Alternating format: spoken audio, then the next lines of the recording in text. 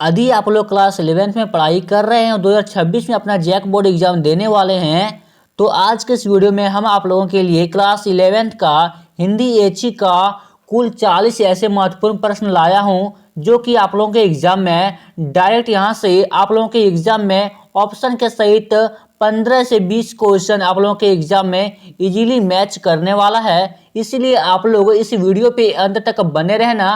तो चलिए बिना देरी किए आज की इस वीडियो को शुरू करते हैं, क्योंकि प्यारे बच्चों आज हम जितने सारे प्रश्न करने वाले हैं वो सारा आपका PYQ क्वेश्चन यानी कि प्रीवियस ईयर क्वेश्चन रहेगा और आप लोगों का मॉडल सेट का प्रश्न रहेगा प्यारे बच्चों। इसीलिए आज का ये वीडियो आप सभी के लिए बहुत ज़्यादा इंपॉर्टेंट होने वाला है। तो आप लोग इस वीडियो पे अंत तक बने रहना और सारे क्वेश्चंस को अच्छे तरीके से देख लेना, ताकि आप लोगों के एग्जाम में अच्छे खासे मार्क्स यहाँ पे स्कोर हो पाएंगे। ठीक है प्यारे बच्चों, तो चलिए बिना देरी के आज की वीडियो को शुरू करते हैं। यदि आप लोग हमारे चैनल पर पहली बार आए हैं तो वीडियो को लाइक करके चैनल को सब्सक्राइब कर लीजिएगा। तो प्यारे बच्चों आप लोगों के एग्जाम में टोटल यहाँ पे 1 घंटे का समय दिया जाएगा और आप लोगों के एग्जाम में यहाँ पे 40 क्वेश्चन आने की 40 MCQ ऑब्जेक्टिव क्वेश्चन जो है पूछा जाएगा। ठीक है प्यारे बच्चों, यहाँ पे सबसे पहले आप लोगों को खंड ग में आने की खंड क में प्यारे बच्चों सबसे पहले आप लोगों को एक गद्यांश दिया जाएगा। इस गद्यांश को यहाँ पे ध्यान पूर्वक पढ़ना है और इसके बाद 1 से 4 तक दिए गए प्रश्नों का विकल्प का चयन कीजिएगा। ठीक है प्यारे बच्चों, जैसा कि यहाँ पे बोला जा रहा है कि एक गद्यांश दिया गया है, इस गद्यांश को सही से पढ़ने के बाद आप लोगों को 1 से 4 तक ले सभी प्रश्न का यहाँ पे विकल्प दिया गया है, जिसका विकल्प आप लोगों को सही ढंग से चूज करना है। ठीक है प्यारे बच्चों, चलिए बच्चों हम लोग पहले इस गद्यांश को पढ़ लेते हैं सही तरीके से। यदि गद्यांश को सही से पढ़ लीजिएगा आप लोग तो 1 से 4 तक ले जो इतने सारे प्रश्न दिए गए हैं वो आप लोग इजी तरीके से सॉल्व कर पाओगे। ठीक है प्यारे बच्चों, इसलिए आप लोगों को गद्यांश जो है ध्यान पूर्वक पढ़ना है। तो चलिए हम लोग गद्यांश को पढ़ते हैं। ठीक है प्यारे बच्चों, देखिए यहाँ पे लिखा हुआ है गद्यांश में भाग्य और पुरुषार्थ कार्य कारण की तरह एक दूसरे से जुड़े हैं। ठीक है प्यारे बच्चों, पुरुषार्थ यदि नहीं होगा तो भाग्य भला कहाँ से आएगा। ठीक है प्यारे बच्चों, जब आदमी से पुरुषार्थ और संकल्प शक्ति होगी तभी सफलता मिलेगी। जैसा बीज बोया जाएगा फल वैसा ही तो मिलेगा। इसलिए हमें चाहिए कि अधिकाधिक पुरुषार्थ करें। तो प्यारे बच्चों हम लोग यहाँ पे गद्यांश को पढ़ लिए। अब देखते हैं 1 से 4 तक जितने सारे प्रश्न दिए गए हैं उसका आंसर ढूंढने में देखिए कितना ज्यादा इजी होगा। ठीक है, देखिए प्यारे बच्चों यहाँ पे पहला सवाल है उपयुक्त गद्यांश का सबसे उपयुक्त शीर्षक क्या होगा। तो क्या होगा प्यारे बच्चों, तो यहाँ पे हो जाएगा आपका पुरुषार्थ। ठीक है, पुरुषार्थ आपका हो जाएगा। ठीक है, नेक्स्ट क्वेश्चन है क्वेश्चन नंबर 2, किस वाक्य से यह अर्थ निकला है कि कर्मानुसार ही फल मिलेगा। तो किस वाक्य से निकला है प्यारे बच्चों, तो आपका जो यहाँ पे आंसर निकला है कहाँ से निकला है, जैसा बीज बोया जाएगा वैसा ही तो फल मिलेगा। देखिए यहाँ पे ऑप्शन में दिया गया है जैसा बीज बोया जाएगा फल वैसा ही तो मिलेगा। ठीक है, नेक्स्ट क्वेश्चन है क्वेश्चन नंबर 3। देखिए 3 में पूछा गया है अनुच्छेद में क्या संदेश दिया गया है। तो प्यारे बच्चों अनुच्छेद में क्या संदेश दिया गया है, तो अनुच्छेद में संदेश दिया गया पुरुषार्थ करने का। ठीक है, पुरुषार्थ करने का अनुच्छेद में संदेश दिया गया है। ठीक है प्यारे बच्चों, नेक्स्ट क्वेश्चन है क्वेश्चन नंबर 4, संकल्प शक्ति में कौन सा समास है। संकल्प शक्ति में प्यारे बच्चों कौन सा समास है, तो यहाँ पे है आपका तत्पुरुष समास। कौन सा समास है, तत्पुरुष समास। ठीक है प्यारे बच्चों, यहाँ पे हम लोग 1 से 4 तक सारे प्रश्नों को देख लिए इसी तरीके से। अब यहाँ पे नेक्स्ट है आपका पद्यांश। ठीक है, इस पद्यांश को ध्यानपूर्वक पढ़िए। प्रश्न संख्या 5 से 8 के लिए सही विकल्प का चयन कीजिए। ठीक है प्यारे बच्चों, इस पद्यांश को आप लोगों को ध्यानपूर्वक पढ़ना है और 1 से 8 तक दिए गए प्रश्नों को अच्छे तरीके से सॉल्व करना है। ठीक है प्यारे बच्चों, आप लोग इस पद्यांश को पढ़ लीजिएगा। हम डायरेक्ट जो है क्वेश्चन से शुरू करते हैं। ठीक है प्यारे बच्चों, नेक्स्ट क्वेश्चन है क्वेश्चन नंबर 5, इन पंक्तियों में कवि ने किस चीज का चर्चा की है। तो प्यारे बच्चों इन पंक्तियों में कवि ने किस चीज का चर्चा किया है, तो इस पंक्ति में प्यारे बच्चों कवि ने यहाँ पे चर्चा किया है जाति भेदभाव की। ठीक है, जाति भेद की यहाँ पे इस पंक्ति में चर्चा किया गया है। नेक्स्ट क्वेश्चन है क्वेश्चन नंबर 6, कौन केवल जाति रटते हैं। तो प्यारे बच्चों कौन केवल जो जाति रटा करते हैं, तो आप लोग जब पद्यांश को पढ़िएगा उसमें आप लोगों को आंसर मिल जाएगा। ठीक है, यहाँ पे इसका सही आंसर होगा ऑप्शन नंबर सी यानी कि पांखड़ी जो है आपका यहाँ पे जाते जो है रटते करते हैं, यानी कि पांखड़ी एक होगा कोई होगा जो कि यहाँ पे जाति हमेशा जाति के बारे में रटते रहते हैं। ठीक है प्यारे बच्चों, नेक्स्ट क्वेश्चन है क्वेश्चन नंबर 7, सबसे उपयुक्त शीर्षक चुने। तो सबसे उपयुक्त शीर्षक चुनने के लिए बोला जा रहा है। तो क्या होगा इसका सही आंसर, इसका सही आंसर होगा ऑप्शन नंबर डी जाति। नेक्स्ट क्वेश्चन है क्वेश्चन नंबर 8। देखिए यहाँ पे पूछा गया है मैं क्या जानू जाति मैं कौन सा अलंकार हूं।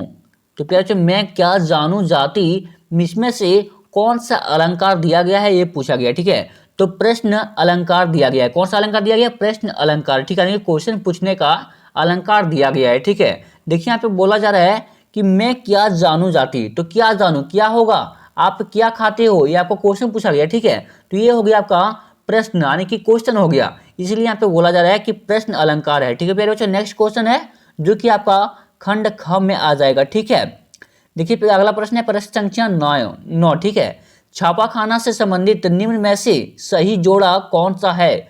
तो छापाखाना से संबंधित निम्न में से सही जोड़ा कौन सा होगा प्यारे बच्चों? तो आपका सही आंसर होगा ऑप्शन नंबर ये यानी कि 1556 गोवा। ठीक है, नेक्स्ट क्वेश्चन है क्वेश्चन नंबर 10। हिंदी में प्रकाशित होने वाला पहला समाचार पत्र का नाम है।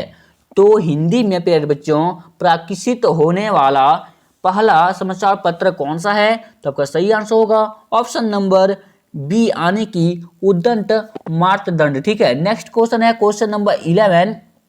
देखिए यहाँ पे पूछा गया है समाचार में कितने प्रकार के क्या है ककारों का प्रयोग किया जाता है? तो समाचार में प्यारे बच्चों कितने प्रकार के ककारों का प्रयोग किया जाता है? तो यहाँ पे टोटल कितना 6 प्रकार के जो है ककारों का प्रयोग किया जाता है। ठीक है प्यारे बच्चों, नेक्स्ट क्वेश्चन है क्वेश्चन नंबर 12। देखिए पूछा गया है किस प्रकार के पत्र व्यवहार में अभिनिवेदन समापन, ठीक है अभिनिवेदन का मतलब होता है समापन, बहुधीय का प्रयोग होता है? तो किसमें होता है प्यारे बच्चों? तो इसका सही आंसर क्या होगा? तो इसका सही आंसर होगा ऑप्शन नंबर यानी कि औपचारिक पत्र में आपका यहाँ पे बहुधीय का प्रयोग होता है। ठीक है, नेक्स्ट क्वेश्चन है क्वेश्चन नंबर 13। समाचार पत्र की नीति सोच और विचारधारा की अभिव्यक्ति होती है। तो क्या होती है प्यारे बच्चों? तो यहाँ पे होगा आपका संपादकीय लेखन में। ठीक है, संपादकीय लेखन में आपका यहाँ पे अभिव्यक्ति क्या है? विचारधारा अभिव्यक्ति होती है। ठीक है, नेक्स्ट क्वेश्चन है क्वेश्चन नंबर 14।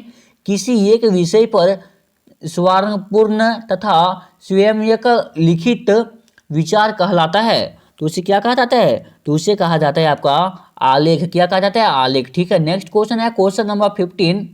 संचार, जी हाँ संचार अनुभवों की समझदारी है। ये ठीक है, ये बोला जा रहा है कि संचार अनुभवों की समझदारी है। किस प्रसिद्ध संचार शास्त्री का कथन है? ठीक है, तो प्यारे बच्चों ये कथन जो है किस शास्त्री का कथन है?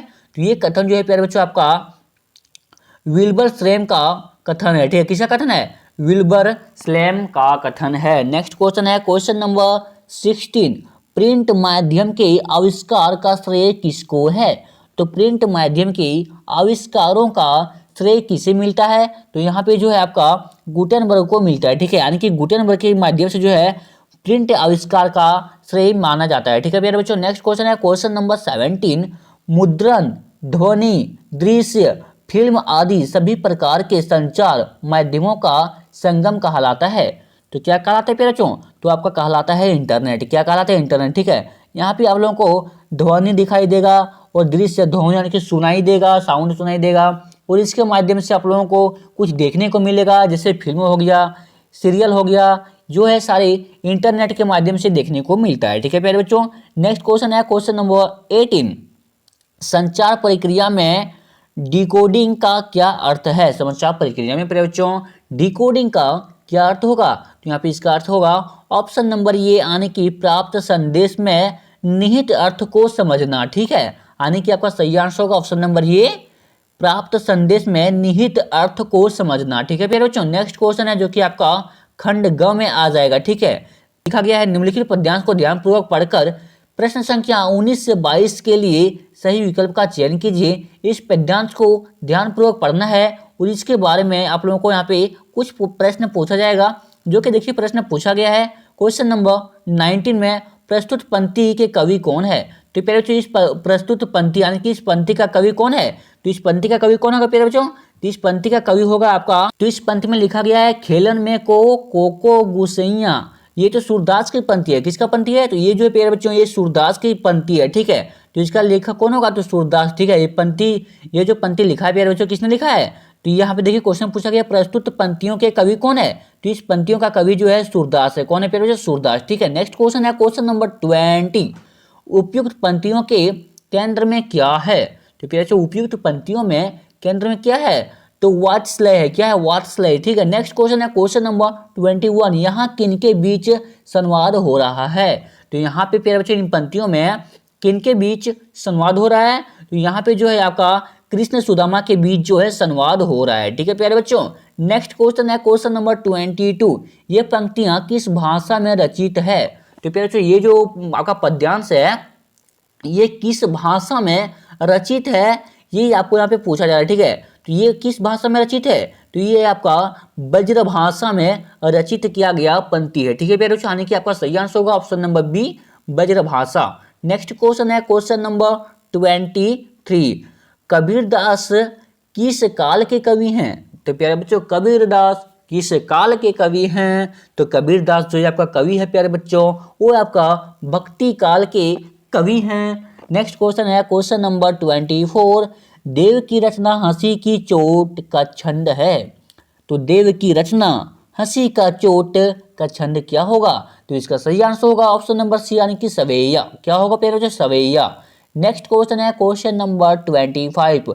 घर में वापसी कविता आधुनिक जीवन की किस समस्या से समान क्या है, सामना करती है, तो घर में वापसी कविता आधुनिक जीवन की किस समस्या से सामना करती है प्यारे बच्चों, तो किस समस्या से सामना करती है, तो यहाँ पे गरीबी से संघर्ष हर्त परिवार की समस्या। ठीक है, यानी कि आपका सही आंसर होगा ऑप्शन नंबर ये, गरीबी से संघर्ष परिवार की समस्याओं का सामना करना पड़ता है। क्वेश्चन है क्वेश्चन नंबर 26। जाग तुझको दूर जाना कविता का प्रेरणा देती है, तो जाग तुझको दूर जाना, हाय हाय। चलो यहाँ पे हम लोग जो है म्यूजिक में नहीं घुसेंगे, इसीलिए यहाँ पे प्रश्न में ध्यान देते हैं। ठीक है प्यारे बच्चों, जाग तुझको दूर जाना कविता का क्या प्रेरणा है प्यारे बच्चों, तो यहाँ पे इसका सही आंसर होगा माहो माया के बंधन में जकड़े मानव को जगाने की। ये भी आपका सही हो जाएगा, लेकिन ये आपका एक आंसर नहीं होगा। यहाँ पे देखिए ऑप्शन नंबर 2 में दिया गया है अपने लक्ष्य की और निरंतर आगे बढ़ने की, और आपका यहाँ पे कठिनाइयों का सामना करने की, यानी कि आपका सही आंसर कौन सा होगा, तो आपका सही आंसर होगा ऑप्शन नंबर डी, यानी कि इनमें से सभी। जाग तुझको दूर जाना रे बंदे, यहाँ पे आपका सभी आंसर जो है सही हो जाएगा, यानी कि option number D, all of this. Next question है क्वेश्चन नंबर 27। बादल को घिरते देखा, हाय हाय, बादल को घिरते देखा कविता में किस महान कवि का जिक्र हुआ है, तो बादल को घिरते हुए देखा, मैंने उसे नाचते हुए देखा था, लेकिन क्या कहें, कुछ नहीं, चलो ठीक है। बादल को घिरते हुए देखा कविता को किस महान की कवि का जिक्र हुआ है। ठीक है प्यारे बच्चों, तो किस कवि का जिक्र हुआ है, तो आपका सही आंसर क्या होगा, तो आपका सही आंसर होगा ऑप्शन नंबर सी, यानी कि कालिदास। क्या होगा, कालिदास। ठीक है प्यारे बच्चों, नेक्स्ट क्वेश्चन है, देखिए यहाँ पे लिखा गया है निम्नलिखित गद्यांश को ध्यान पूर्वक पढ़कर 28 से 31 के लिए सही विकल्प का चयन करना है। ठीक है प्यारे बच्चों, तो चलिए हम लोग इस गद्यांश को पहले पढ़ लेते हैं, उसके बाद सारे क्वेश्चंस को अच्छे तरीके से देखेंगे। और गद्यांश को यदि आप लोग पढ़ लेते हो सही से, तो आप लोगों को आंसर ढूंढने में जरा सा भी यहाँ पे टाइम नहीं लगेगा। ठीक है प्यारे बच्चों, देखिए गद्यांश में लिखा गया है कितना सुंदर संचालन है, कितनी सुंदर व्यवस्था, लाखों सिर एक साथ सिजदे में झुक जाते हैं, फिर सबके सब एक साथ खड़े हो जाते हैं। क्या बात है, एक साथ झुकते हैं और एक साथ क्या है, घुटनों के बल बैठ जाते हैं, एक साथ झुकते हैं और एक साथ घुटने के बल बैठ जाते हैं। इसे मन में बैठाना है। कई बार यही क्रिया होती है जैसे बिजली की लाखों बत्तियां एक साथ प्रदीप्त हो और एक साथ बुझ जाए, यही क्रम चलता रहे। ठीक है प्यारे बच्चों, हम लोग यहाँ पे गद्यांश को पढ़ लिए हैं, जो कि हमारे मन में बैठ गया है। अब आपके मन में बैठा या नहीं बैठा वो आपके ऊपर डिपेंड करता है। ठीक है प्यारे बच्चों, देखिए हम यहाँ पे क्वेश्चन दिया गया क्वेश्चन नंबर 28। प्रस्तुत पंक्तियां किस पाठ से ली गई है, तो प्यारे बच्चों ये जो आपका पंक्ति लिया गया है ये किस पाठ से लिया गया है, तो ये जो पंक्ति प्यारे लिया गया है ये ईदगाह पाठ से लिया गया है। ठीक है, यदि आप लोग इस ईदगाह पाठ को पढ़ोगे तो ये पंक्ति आपको वहां पे देखने को मिलेगा। ठीक है प्यारे बच्चों, नेक्स्ट क्वेश्चन है क्वेश्चन नंबर 29। उपयुक्त गद्यांश में किसका वर्णन है, तो प्यारे बच्चों उपयुक्त गद्यांश यानी कि इस गद्यांश में किसका वर्णन किया गया है? तो इस गद्यांश में आपका ईद के नमाज का वर्णन किया गया है। ठीक है प्यारे बच्चों, नेक्स्ट क्वेश्चन है क्वेश्चन नंबर 30। सिजदे शब्द का क्या अर्थ है? तो प्यारे बच्चों सिजदे शब्द का क्या अर्थ होगा? तो सिजदे शब्द का अर्थ होगा यहाँ पे नमाज पढ़ते समय माथा टेकने की क्रिया को सिजदे शब्द के नाम से जाना जाता है। नेक्स्ट क्वेश्चन है क्वेश्चन नंबर 31। प्रस्तुत पंक्तियों के लेखक कौन है? वाह वाह क्या बात है। इस पंक्ति का प्यारे बच्चों लेखक कौन है ये पूछा जा रहा है। ठीक है, इस पंक्ति का हरिओम सॉरी इस पंक्ति का प्यारे बच्चों लेखक कौन है? तो इस पंक्ति का लेखक कौन है प्यारे बच्चों? देखिए ऑप्शन में दिया गया है यहाँ पे। इस पंक्ति का लेखक आपका हो जाएगा, कौन होगा? तो प्रेमचंद। इस पंक्ति का लेखक है प्रेमचंद। ठीक है प्यारे बच्चों, नेक्स्ट क्वेश्चन है क्वेश्चन नंबर 32। दोपहर का भोजन शीर्षक पाठ में किस ऋतु का वर्णन है? दोपहर का भोजन शीर्षक के किस पाठ में ऋतु का वर्णन है प्यारे बच्चों? तो किस ऋतु का वर्णन है? तो आपका यहाँ पे ग्रीष्म ऋतु हो जाएगा। क्या होगा? ग्रीष्म ऋतु, यानी कि ऑप्शन नंबर बी जो है आपका बिल्कुल करेक्ट आंसर हो जाएगा। ठीक है, नेक्स्ट क्वेश्चन है क्वेश्चन नंबर 33। टॉर्च बेचने वाले पाठ में लेखक के किस पर जो है प्रहार किया? तो किस पर प्यारे बच्चों प्रहार किया था? तो आपका जो है आस्थाओं का बाजारीकरण में प्रभाव किया गया था। नेक्स्ट क्वेश्चन है क्वेश्चन नंबर 34। गूंगे कहानी में लेखक ने किन लोगों को गूंगा बहरा कहा? तो गूंगे के कहानी के में किस लेखक को लोगों ने गूंगा और बहरा कहा था प्यारे बच्चों? तो किसको कहा था? तो यहाँ पे संवेदनहीन लोगों को जो है कहा था। ठीक है, यानी कि आपका सही आंसर होगा option number C. Next question है क्वेश्चन नंबर 35। खाना बदशो किस विधा की रचना है? तो खाना बदशो प्यारे बच्चों किस विधा की रचना है? तो ये आपका कहानी की विधा है। ठीक है, नेक्स्ट क्वेश्चन है क्वेश्चन नंबर 36। तो प्यारे बच्चों इससे पहले मैंने हिंदी का एक और वीडियो अपलोड किया है। यदि आप लोग उस वीडियो को नहीं देखे हैं तो इस वीडियो के बाद आप लोग उस वीडियो को देख लीजिएगा, क्योंकि मैंने उस वीडियो में बहुत सारे BBI या MCQ क्वेश्चंस बताए हैं जो कि आप लोगों के एग्जाम के लिए बहुत ज़्यादा महत्वपूर्ण रहेगा। ठीक है प्यारे बच्चों, बढ़ते हैं नेक्स्ट क्वेश्चन की ओर। नेक्स्ट क्वेश्चन यहाँ पे क्वेश्चन नंबर 36। जिस परिवार में पिता बौद्ध, माता ईसाई, बेटी मुसलमान और बेटा सत्यधर्मी हो वह परिवार एक आदर्श परिवार है। ठीक है, आदर्श परिवार के बारे में यह किनकी अवधारणा है? तो यह किनकी अवधारणा है प्यारे बच्चों? तो ये जो आपका ज्योतिबा फूले की अवधारणा है। किसकी अवधारणा है? ज्योतिबा फूले की अवधारणा है। नेक्स्ट क्वेश्चन है क्वेश्चन नंबर 37। यदि प्यारे बच्चों आप लोगों को इन क्वेश्चंस का PDF चाहिए तो आप लोग हमारे व्हाट्सएप नंबर में मैसेज कीजिएगा। व्हाट्सएप नंबर लिख लीजिए 88, जी हाँ 88 63 084 645। आप लोग इसे लिख लीजिए, नोट कर लीजिए। आप लोग इसमें मैसेज कीजिएगा व्हाट्सएप में, आप लोगों को इन क्वेश्चंस का PDF मिल जाएगा। और आप लोगों के लिए मैंने हिंदी, जी हाँ हिंदी का वीडियो आ रहा है। हिस्ट्री का वीडियो यहाँ पे 5 सेट अपलोड हो चुका है, और जियोग्राफी का भी 5 सेट अपलोड हो चुका है, और पॉलिटिकल साइंस का यहाँ पे 2 सेट अपलोड हुआ है वायरल क्वेश्चंस का, और मैं 3 सेट अपलोड करूँगा जिसमें से आप लोगों का सभी सब्जेक्ट का वीडियो यहाँ पे कंप्लीट कर दूंगा। उसके बाद जो है सभी जो है महातांडव क्लास चलेगा। ठीक है, आने की 100 प्रश्न, जी हाँ 100 प्रश्न का वायरल क्वेश्चन मैं आप लोगों को देने वाला हूँ बस कुछ ही दिनों में। इसलिए आप लोग चैनल को सब्सक्राइब करके रख लीजिए। आने वाले समय में आप लोगों का तहलका मचने वाला है, और सभी क्वेश्चन जो है आप लोगों की इन्हीं सब क्लासों से आप लोगों के एग्जाम में भिड़ने वाला है। ठीक है, अगले साल अगले साल क्या होता पता है? अगले साल जो है मैंने आप लोगों को महातांडव क्लास का, जी हाँ 100 प्रश्न का 3 वीडियो, जी हाँ 3 वीडियो दिया था सभी सब्जेक्ट का। ठीक है, और उसी में से आप लोगों के एग्जाम में सारा प्रश्न आ रहा था, ऑप्शन के सहित भी आप लोगों के सारे प्रश्न जो है पूछा गया था। ठीक है, इसलिए मैंने आप लोगों के लिए यहाँ पे हिस्ट्री हो, पॉलिटिकल हो, जियोग्राफी हो, सारा सब्जेक्ट का यहाँ पे 300 क्वेश्चंस का, जी हाँ 300 MCQ क्वेश्चंस का सेट तैयार किया है, जो कि महातांडव क्लास के लिए रेडी किया जा रहा है। और जो रेडी नहीं हुआ है उसको रेडी किया जा रहा है, जो रेडी हो गया है उसके लिए वीडियो शूट हो रहा है। ठीक है बच्चों, बस कुछ ही दिनों में आप लोगों के लिए ये वीडियो देखने को मिलेगा महातांडव क्लास। ठीक है बच्चों, बस आप लोग चैनल को सब्सक्राइब करके रख लीजिए। तो बढ़ते हैं इस क्वेश्चन को मैं आगे। देखिए नेक्स्ट क्वेश्चन है क्वेश्चन नंबर 37। हुसैन की कहानी अपनी जवानी किस विधा की रचना है? हुसैन की कहानी अपनी जवानी किस विधा की रचना है प्यारे बच्चों? तो बताओ आंसर। तो इसका आंसर होगा ऑप्शन नंबर बी, यानी कि आत्मकथा। ठीक है, नेक्स्ट क्वेश्चन है क्वेश्चन नंबर 38।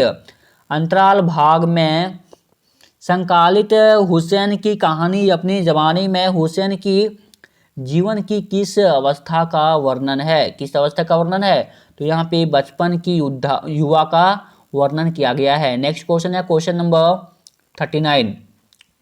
विष्णु प्रकार की रचित अवधारणा मसीहा किस महान साहित्यकार की जीवनी है? तो किसकी जीवनी है? तो ये आपका शरत चंद्र चट्टोपाध्याय की जीवनी है। ठीक है फिर बच्चों, नेक्स्ट क्वेश्चन है क्वेश्चन नंबर 40, जो कि इस वीडियो का लास्ट क्वेश्चन होने वाला है। हाँ। शरत और महेंद्र को घर पर पढ़ने के लिए आने वाले शिक्षक का क्या नाम था? तो प्यारे बच्चों, उस शिक्षक का नाम क्या था जो शरद और महेंद्र को घर में पढ़ाता था? तो उस शिक्षक का नाम था यहाँ पे अक्षय पंडित। क्या था? अक्षय पंडित। ठीक है प्यारे बच्चों, यदि आप लोगों को इन क्वेश्चन का पीडीएफ चाहिए तो कमेंट बॉक्स यहाँ पे आप लोगों को नंबर बता दिया है, इस नंबर पे मैसेज कीजिएगा, आप लोगों को पीडीएफ मिल जाएगा। पीडीएफ के साथ साथ आप लोगों को आंसर भी मिलेगा। ठीक है, ताकि इससे आप लोग प्रैक्टिस कर सकते हो अच्छे से। तो चलिए बच्चों, मिलते हैं आप लोगों से नेक्स्ट वीडियो में। यदि आप लोगों को वीडियो अच्छा लगा तो वीडियो को लाइक करके एक प्यारा से कमेंट कर दीजिएगा कि आप कहाँ से इस वीडियो को देख रहे हो और आप लोगों को वीडियो कैसा लगा। ठीक है, मिलते हैं किसी नेक्स्ट वीडियो में, तब तक जय हिंद, जय भारत, टेक केयर। चैनल को सब्सक्राइब नहीं किया हो चैनल को सब्सक्राइब कर लीजिएगा।